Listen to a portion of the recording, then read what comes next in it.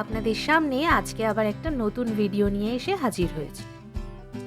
তবে এটা কোনো গল্পের ভিডিও নয়, কিন্তু কিছুদিন আগে আমরা গিয়েছিলাম দিল্লি এবং মানালি ট্রিপে, আর সেই ট্রিপেরই কিছু অভিজ্ঞতা নিয়ে চলে এসেছি আজ আপনাদের সামনে।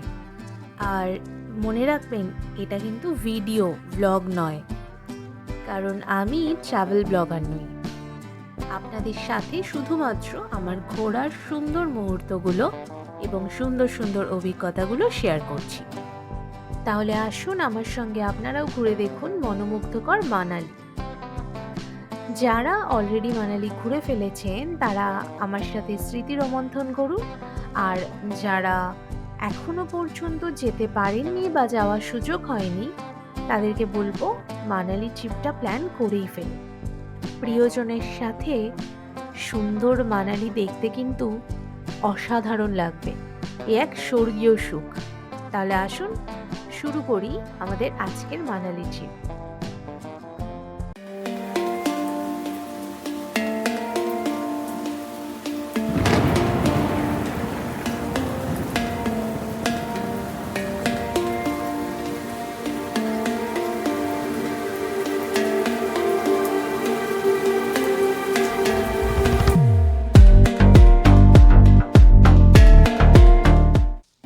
শুভ সন্ধ্যা বন্ধুরা, welcome back to my channel প্রচেষ্টায় রেবা। আমাদের ট্রিপটা শুরু হয়েছিল 22শে জুন সকাল 5:25 নাগাদ। আমাদের ফ্লাইট ছিল নেতাজি সুভাষচন্দ্র ইন্টারন্যাশনাল এয়ারপোর্ট থেকে। আমাদের টোটাল ফ্লাইং টাইম ছিল 1 ঘন্টা 50 মিনিট মতো। সেই মতো সকাল 7:30টার মধ্যে আমরা দিল্লি এয়ারপোর্টে পৌঁছে যাই। এয়ারপোর্ট থেকে বেরিয়ে বুঝতে পারলাম ওয়েদার অতটাও প্লেজেন্ট নয়। সকাল 8টার সময়ই সূর্যদেব জানান দিচ্ছেন সেই দিনের দুপুরটা কি হতে চলেছে। দিল্লি এয়ারপোর্ট থেকে একটা ক্যাব নিয়ে চলে গেলাম পাহাড়গঞ্জে হোটেল খুঁজতে, কারণ দিল্লিতে আমাদের ঘোরার সেরকম কোনো প্ল্যান ছিল না। আমাদের মেইন ট্রিপটা ছিল মানালিকে কেন্দ্র করে। তো সেই মতো দিল্লিতে আমরা হোটেলের ব্যবস্থা সেরকম করিনি আগে থেকে। যেহেতু দিল্লির পাহাড়গঞ্জে হোটেল প্রচুর রয়েছে, হোটেলের কোনো প্রবলেম হবে না বলে আমরা আগে থেকে হোটেল বুক করিনি। তো গাড়িওয়ালাকে বলাতে পাহাড়গঞ্জে আমাদেরকে নামিয়ে দিল। আমরা হোটেলে চেক ইন করে হোটেলেই ব্রেকফাস্টটা সেরে নিয়েছিলাম। হোটেলের রেস্টুরেন্ট যথেষ্ট ভালো। আমরা রুমেই খাবার অর্ডার করে দিয়েছিলাম। গরম গরম আলুর পরোটা রায়তা দিয়ে আর আচার দিয়ে খেয়ে বেরিয়ে পড়লাম দিল্লি দর্শনে। যদিও আমাদের দিল্লি দর্শনে সেরকম কোনো প্ল্যান ছিল না, কিন্তু ঘুরতে গিয়ে তো হোটেলে বসে থাকা যায়, তাই জন্য বেরিয়ে পড়লাম দিল্লি দর্শনের উদ্দেশ্যে। হোটেল থেকে আমরা একটা টোটো নিয়ে চলে গেলাম মেট্রো স্টেশন, এবং সেখান থেকে মেট্রো করে চাঁদনি চক স্টেশন, এবং সেখান থেকে একটা রিকশায় লালকিলাতেই আমরা পেয়ে গেলাম একটা ট্যাক্সি। মানে একদমই আমাদের যাওয়ার সেরকম ইচ্ছে ছিল না বুক করে, তবে এত সুন্দরভাবে আমাদেরকে কনভিন্স করলেন ভদ্রলোক যে যেতে বাধ্য হলাম। যাই হোক, উনি আমাদেরকে আশাহত করেননি। আমাদের থেকে উনি 2500 টাকা নিয়েছিলেন ঘোরার জন্য, পুরো দিল্লি সাইট সিনের জন্য। তবে আমরা পুরো দিল্লিটা ঘুরতে পারিনি। অলরেডি তখন 3টে বেজে গিয়েছিল, আর এনার্জিও ছিল না, খিদে পেয়ে গিয়েছিল। আমরা পুরো দিল্লি দর্শন করতে পারিনি, কিছু কিছু স্পট ঘুরে দেখেছিলাম।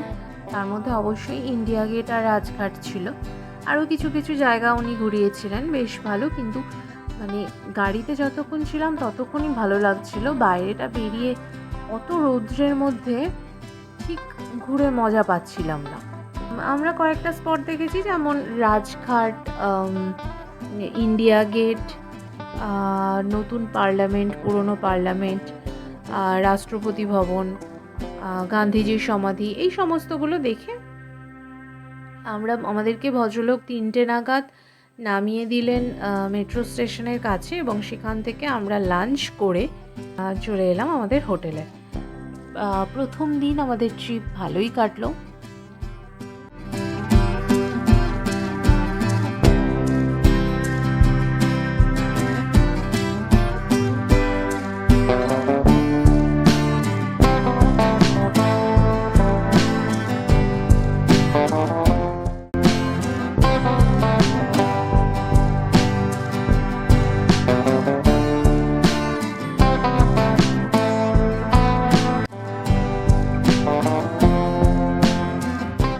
রাত্রেবেলা অবশ্যই আমরা বেরিয়েছিলাম এবং বেরিয়ে আবার সেই লালকিলা এসেছি। তবে রাত্রেবেলার লালকিলা না দেখলে দিল্লি দর্শনটা মনে হয় কমপ্লিট হয় না।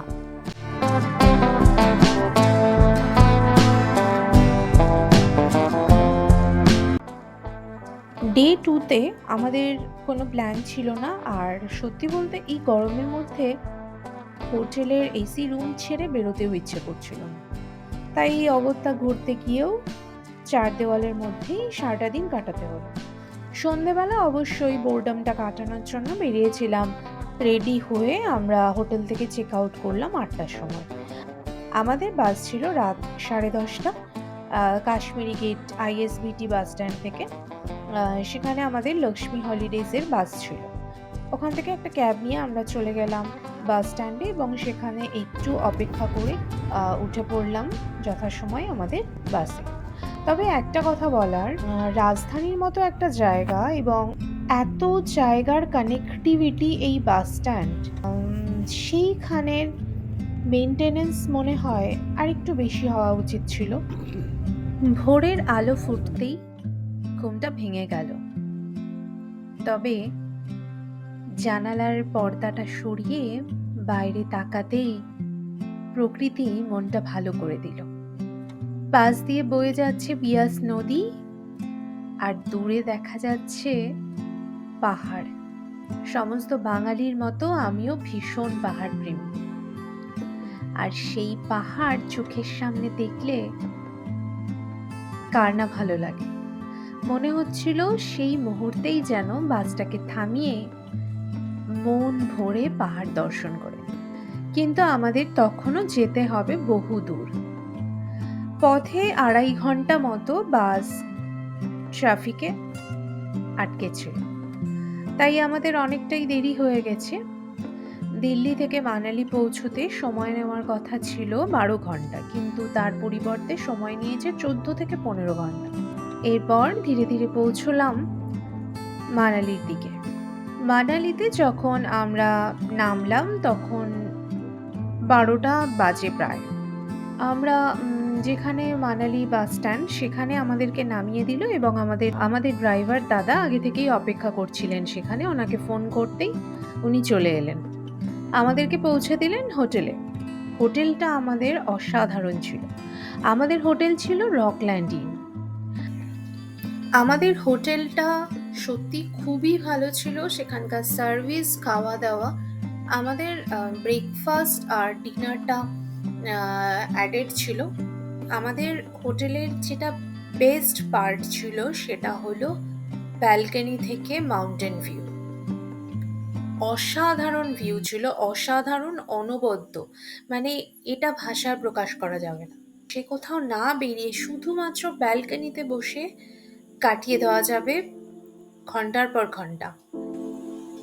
নিত্য নৈমিত্তিক কর্মজীবন, সংসার জীবনের যে ম্লান স্পর্শগুলো আমাদের হৃদয় লাগে, সেগুলো বোধহয় এই সমস্ত জায়গায় বসে সুন্দরভাবে ছেড়ে ফেলা যায়। মনকে সতেজ করে দেয় এই রকম দৃশ্য।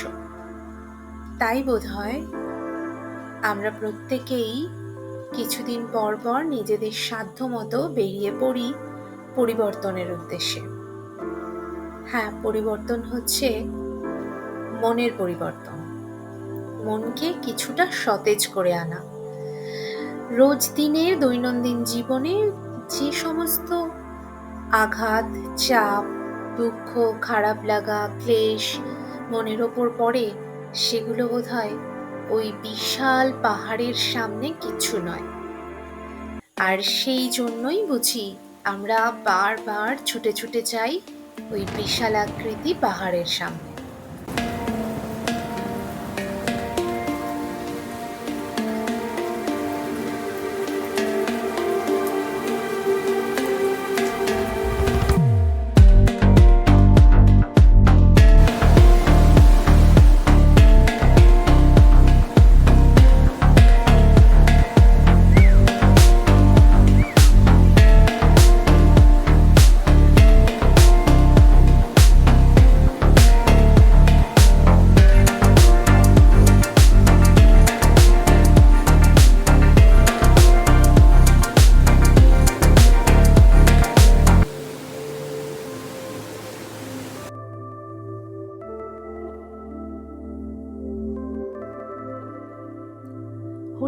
চেক ইন করে ফ্রেশ হয়ে বেরিয়ে পড়লাম লোকাল সাইট সিনের উদ্দেশ্যে। গাড়ি আমাদের হোটেলেই ছিল। লোকাল কিছু সাইট সিন আমরা দেখে নিলাম, যেমন ক্লাব হাউস, হিড়িম্বা দেবী টেম্পল, মানালি ম্যাল, আর আরও কয়েকটা স্পট উনি আমাদেরকে দেখিয়েছিলেন।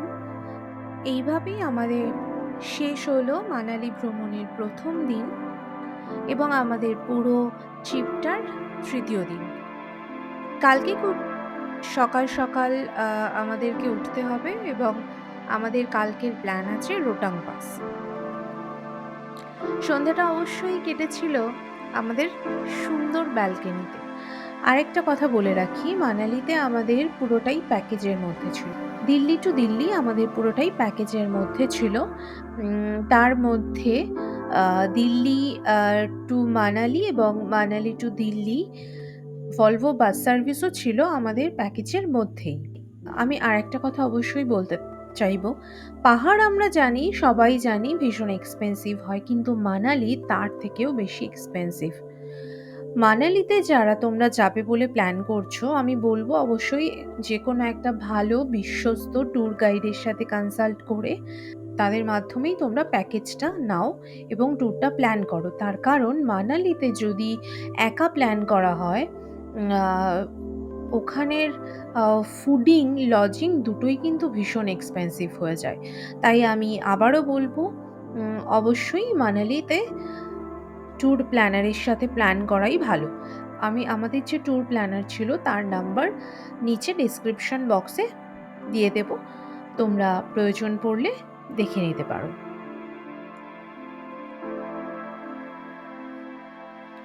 ডে 4-এ আমাদের প্ল্যান ছিল রোটাং পাস যাওয়ার এবং এই দিনের অন্যতম আকর্ষণ ছিল অটল টানেল, আর সাথে বরফ দেখা তো আছেই। রোটাং পাস যাওয়ার পথটা অপূর্ব সুন্দর এবং তোমরা অনেকেই জেনে থাকবে, জাবুই মেটের একটা গানের শুটিং কিন্তু এই রোটাং পাস যাওয়ার পথেই পড়েছিল। আমরা গিয়েছিলাম জুন মাসে, মানে যেদিন আমরা রোটাং পাস যাই সেদিন ছিল 26শে জুন। 26শে জুনও কিন্তু আমরা ভালো বরফ দেখতে পেয়েছি, মানে রাস্তার দুধারে বেশ উঁচু করে বরফের প্রাচীর। যদিও বরফটা স্বচ্ছ ছিল না, নোংরা হয়ে গিয়েছিল রাস্তার ধুলো কাদায়, কিন্তু বরফ তো বরফই, তাই না? আমরা যারা কলকাতায় বাস করি, 12 মাসের মধ্যে 9 মাস গরম সহ্য করতে হয়, তাদের কাছে বরফ দেখা মানে স্বর্গ দর্শন। তাই আমার কিন্তু বেশ ভালো লেগেছে। যদিও এই ঠিক 2 দিন পরেই আমি বুঝতে পেরেছি বরফ প্রেমীদের জন্য রোটাং পাসের থেকেও আরও একটি ভালো জায়গা আছে, এবং তার জন্য অবশ্যই আমি ধন্যবাদ জানাবো আমাদের ড্রাইভার দাদাকে। উনি আমাদেরকে সাজেস্ট করেছিলেন। তাহলে চলো আমার সাথে তোমরাও বরফের আনন্দ নাও।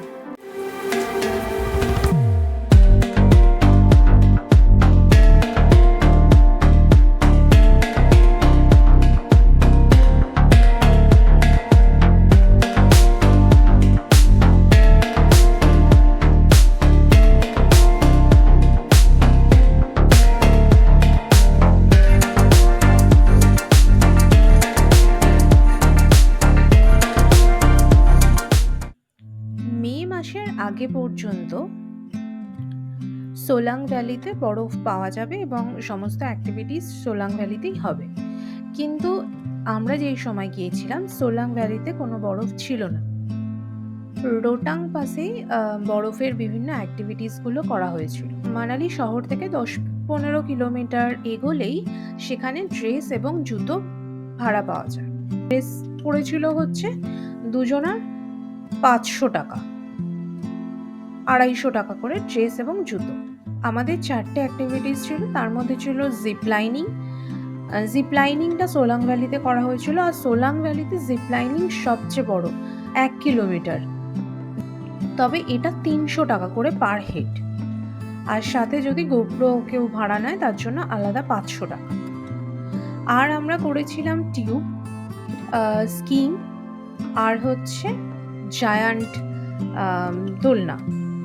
জায়ান্ট দোলনাটা দারুণ ছিল, কিন্তু যাদের হার্ট দুর্বল আমি বলবো না করতে, কারণ আমি ভীষণ ভয় পেয়ে গিয়েছিলাম। এই 4টে আমার পরে মনে হলো 5,000 টাকা দিয়ে ওখানে নেওয়াটা বরঞ্চ বেটার ছিল, কারণ সেখানে 5টা বা 6টা অ্যাক্টিভিটিস দিচ্ছিল এবং সাথে ড্রেসটাও আমাদের কমপ্লিমেন্টারি হয়ে যেত। কিন্তু আমরা 4,000 টাকা নিয়ে মানে গড়ে পথে একই পড়ছে।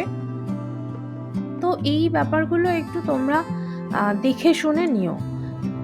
আর একটা কথা বলবো যে জিপ লাইনিং কিন্তু অবশ্যই সোলাং ভ্যালিতেই করো, অন্য কোথাও নয়, কারণ অন্য কোথাও খুব অল্প 100 মিটার বা 200 মিটারের জন্য, কিন্তু সোলাং ভ্যালিতেই লংগেস্ট জিপ লাইনিং রয়েছে।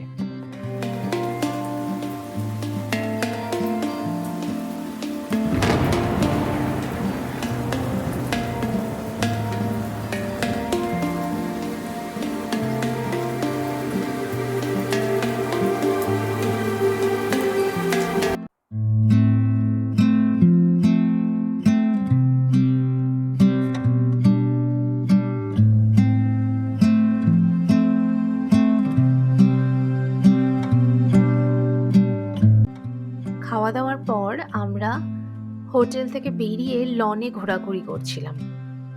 রাত্রেবেলার আমাদের হোটেলের ছবিটা দেখুন, লাগছে তো অপূর্ব। আমাদের হোটেলটা কিন্তু খুব সুন্দর ছিল, যেমনটা আগেই বললাম।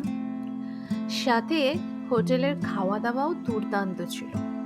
পনির, চিকেন, ডিম, সমস্ত আইটেম ওনারা রেখেছিলেন। প্রত্যেক দিন ব্রেকফাস্টে 5 থেকে 7টা আইটেম, এবং ডিনারে আরও বেশি ছিল, 10টা মতো আইটেম ডিনারে ছিল, ভেজ ননভেজ মিলিয়ে, মানে এত খাওয়া যাচ্ছিল।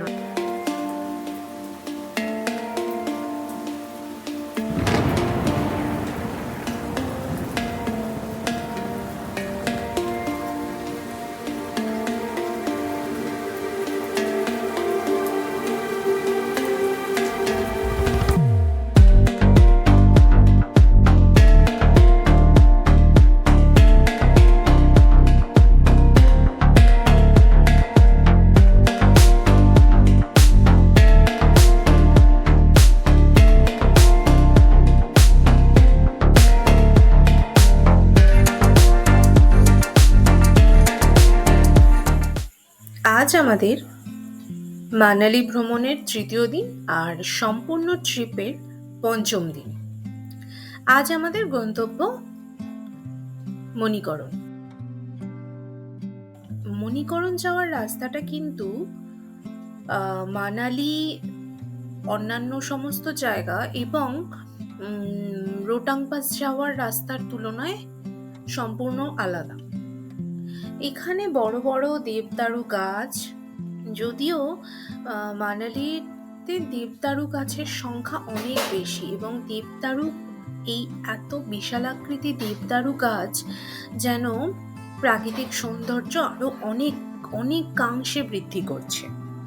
মণিকরণ যাওয়ার পথে নিচে পার্বতী নদীর খরস্রোতার রূপ দেখে সত্যি কিন্তু ভয় লাগছিল।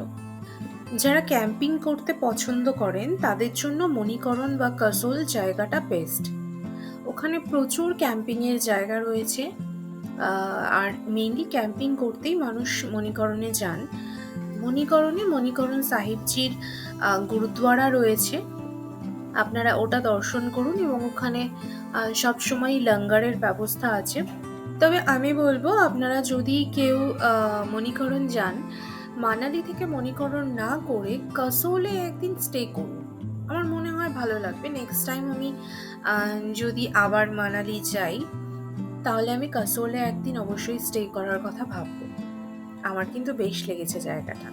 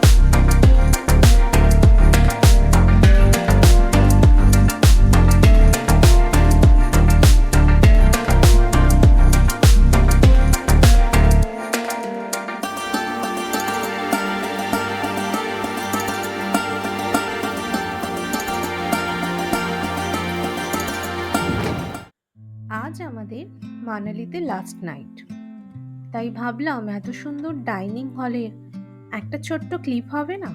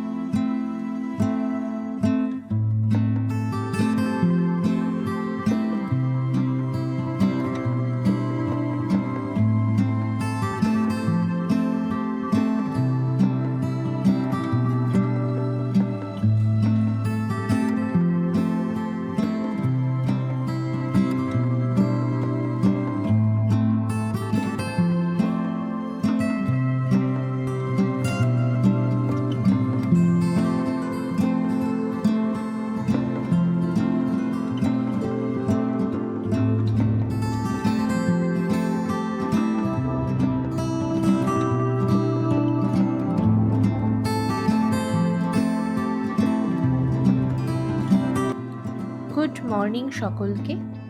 আজ আমাদের লাস্ট ডে। কিছুক্ষণ পরেই আমরা চেক আউট করব, তাই শেষবারের মতো আমাদের ব্যালকনি থেকে এই বিশালাকৃতি পাহাড়ের অপরূপ সৌন্দর্য চোখ এবং মন ভরে এই সৌন্দর্যের রসসাধন করে নিচ্ছি। আজ আমাদের হোটেল থেকে 10টায় চেক আউট ছিল, কিন্তু আমাদের বাস যেহেতু রাত 9:30, তাই সকাল 10টা থেকে রাত 9:30 অবধি আমরা কোথায় থাকবো, বা যদি হোটেলেও থাকি সারাদিন হোটেলে বসে থাকতে ভালো লাগবে না। সেই জন্য আমাদের ড্রাইভার দাদা আমাদেরকে বারালাচালা যাওয়ার প্রস্তাব দিয়েছিলেন। আমরাও ভাবলাম হ্যাঁ, একটা নতুন জায়গা দেখাই যেতে পারে। যদিও যাওয়ার আগে কিন্তু মানালিতে ঢোকার আগে পর্যন্ত আমাদের বারালাচালা যাওয়ার কোনো প্ল্যান ছিল না। আর আজকের আমাদের বারালাচালা যাওয়ার সম্পূর্ণ খরচাটাই কিন্তু আমাদের দিতে হয়েছে। উনি আমাদের থেকে 7,000 টাকা নিয়েছিলেন।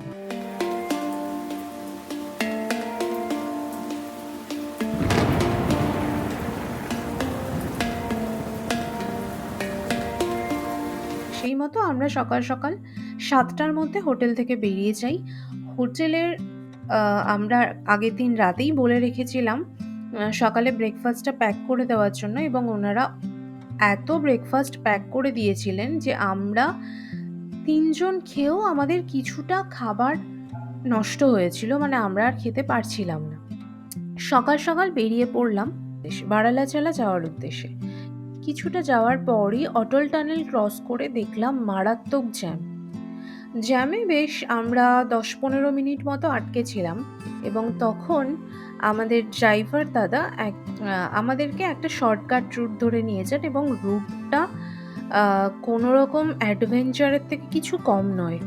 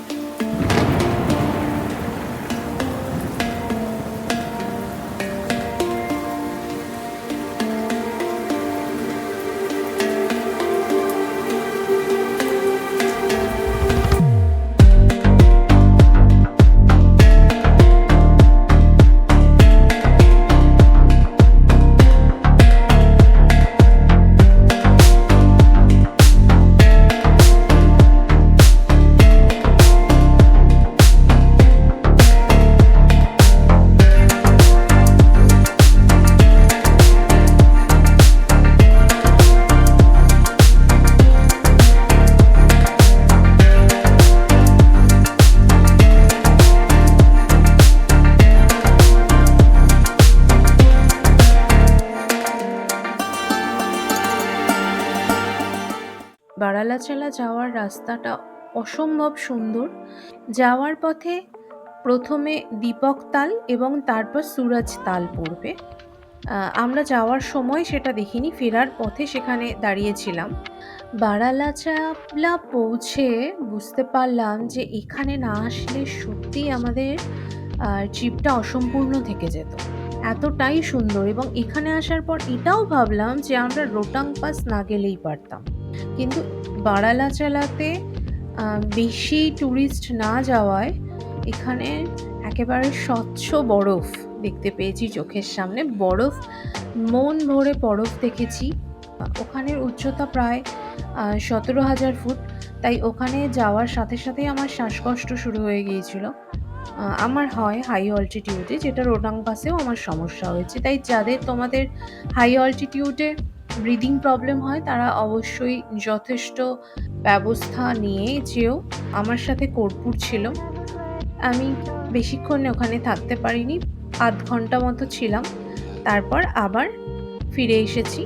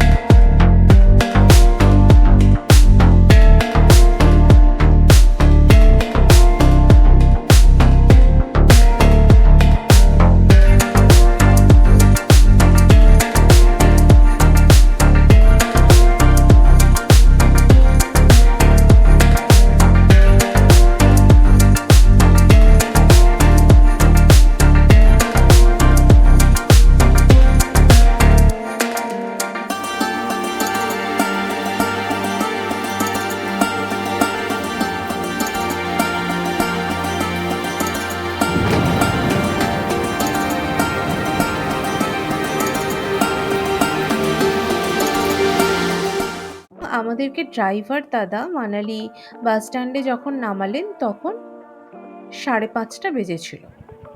3-4 ঘন্টা ওখানেই বাস স্ট্যান্ডে অপেক্ষা করে আমরা বাসে উঠলাম। বাস ছাড়লো রাত 9:30টায় এবং সকালে আমাদেরকে পৌঁছে দিল 9টা নাগাদ। যদিও আমাদেরকে বাস আরও আগেই পৌঁছে দিয়েছিল। বাস স্ট্যান্ড ঢোকার, আইএসবিটি বাস স্ট্যান্ড ঢোকার ঠিক 2 কিলোমিটার রাস্তা আগে আমাদেরকে 1 ঘন্টা মতো দাঁড়াতে হয়েছে জ্যামের জন্য। যাওয়ার সময় আমাদের 14.5 ঘন্টা লেগেছিল, কিন্তু আসার সময় 11 ঘন্টার মধ্যেই আমরা পৌঁছে গিয়েছিলাম দিল্লিতে। আমরা কিছুক্ষণ ওয়েট করলাম এবং সেদিনকে মারাত্মক বৃষ্টি হয়েছিল, তাই আমরা আর কোনো হোটেল না নিয়ে যতটা সম্ভব তাড়াতাড়ি আমরা এয়ারপোর্টে পৌঁছে যাওয়ার চেষ্টা করলাম। আমাদের ফ্লাইট ছিল টার্মিনাল 1 থেকে, কিন্তু আমরা ওখানে, আমাদের কাছে কোনো মেসেজ আসেনি, ইনফরমেশান আসেনি। আমরা ওখানে গিয়ে জানতে পারলাম টার্মিনাল 1-এ বৃষ্টির কারণে একটা শেড ভেঙে পড়েছে এবং কিছু মানুষ আহত হয়েছেন। সেই কারণে টার্মিনাল 1 সম্পূর্ণ বন্ধ এবং টার্মিনাল 1-এর সমস্ত ফ্লাইট ছাড়া হবে টার্মিনাল 3 থেকে। তো আমাদের ওখানে টার্মিনাল 1 থেকে টার্মিনাল 3 আবার আমাদেরকে যেতে হলো এবং ওইটুকু জায়গার মধ্যেই আমরা 3 বার ক্যাব নিয়ে ঘোরাফেরা করেছি। আমাদের ফ্লাইট ছিল রাত 7টা 7:30 সম্ভবত, মনে নেই আমার এক্স্যাক্টলি। সেটা এসেছিল। তো তারপরে আমাদের বাড়ি পৌঁছতে রাত 1:30টা হয়ে গিয়েছিল। যেহেতু এয়ার ইন্ডিয়া লেট করেছে তাই আমাদেরকে কিন্তু সেই জন্য খুব ভালো পরিমাণে টিফিন আমাদেরকে প্রোভাইড করেছিলেন। টিফিনটা দেখে মনটা সত্যিই ভরে গিয়েছিল। সেই জন্যই তো বলে, যা শেষ ভালো তার সব ভালো। বন্ধুরা, শেষ হলো আমাদের মানালি ভ্রমণের সুন্দর স্মৃতি, সুন্দর মুহূর্ত। আর যা যা অভিজ্ঞতা অর্জন করেছি সেগুলো সব তোমাদের সাথে শেয়ার করলাম। যদি তোমরা কেউ মানালি যাওয়ার প্ল্যান করো এবং আমার থেকে যদি কিছুমাত্র জিজ্ঞাসা করার থাকে, কিছুমাত্র তোমরা জানতে চাও, তাহলে অবশ্যই কমেন্ট বক্সে কমেন্ট করো। আমি যতটা সম্ভব তোমাদেরকে জানাবো। তাহলে শেষ করছি আমার আজকের ভিডিও। আবার অন্য কোনো দিন দেখা হবে নতুন কোনো ভিডিও নিয়ে। চলো, ততক্ষণ সবাই ভালো থাকো, সুস্থ থাকো এবং সাথে রেখো আমার চ্যানেল প্রচেষ্টায় রেবাকে। সকলকে শুভরাত্রি।